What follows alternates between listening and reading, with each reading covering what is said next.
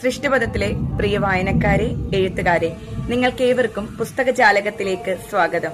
ഇന്ന് ഞാൻ നിങ്ങൾക്ക് മുൻപിലോട്ട് ഒരു പുതിയ പുസ്തകത്തെയാണ് പരിചയപ്പെടുത്തുന്നത്.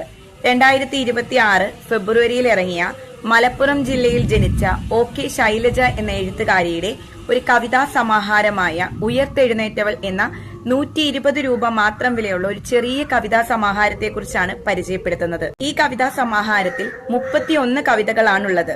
അമ്മയാം പ്രകൃതി, മണിനാദം, മൗനമേഘങ്ങൾ, മൂകാംബിക, പ്രണയവസന്തം, കേരളം, അമ്മ, ആരാണെന്നറിയാതെ, പുഞ്ചിരിപ്പൂക്കൾ, ഓണം വന്നേ, അങ്ങനെ തുടങ്ങി 31 കവിതകളാണ് ഇതിലുള്ളത്.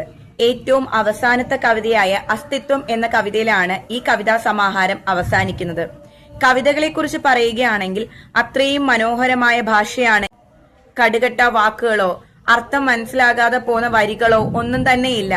ഒറ്റയിരുപ്പിന് തന്നെ എല്ലാ കവിതകളും വായിച്ചു തീർക്കാൻ പറ്റും എന്നത് ഏറ്റവും വലിയ പ്രത്യേകതയാണ്.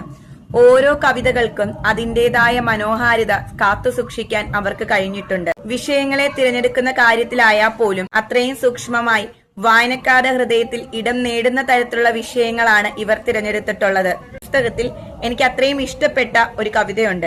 അതാണ് ഓണം വന്നേന്നുള്ളത്. അതായത് നമ്മളെ മറ്റൊരു കവിതയിലേക്ക് കൂട്ടിക്കൊണ്ടു പോകുന്ന ഒരു കവിത കൂടിയാണിത്. നമ്മുടെ ബാല്യകാല ഓർമ്മകളിലേക്കും അതേപോലെ ഓണത്തിന്റെ ആ ഒരു മനോഹാരിതയിലേക്കൊക്കെ നമ്മളെ ഈ കവിതയ്ക്ക് കൂട്ടിക്കൊണ്ടു പോകാൻ സാധിക്കുന്നു. കരുണ വറ്റിടും കൗമാരങ്ങൾ എന്നൊരു ചെറിയ കവിതയുണ്ട്. ഇന്നത്തെ തലമുറ അകപ്പെട്ടു പോകുന്ന ചതിക്കുഴികളെ കുറിച്ചാണ് ഇവിടെ പറയുന്നത്.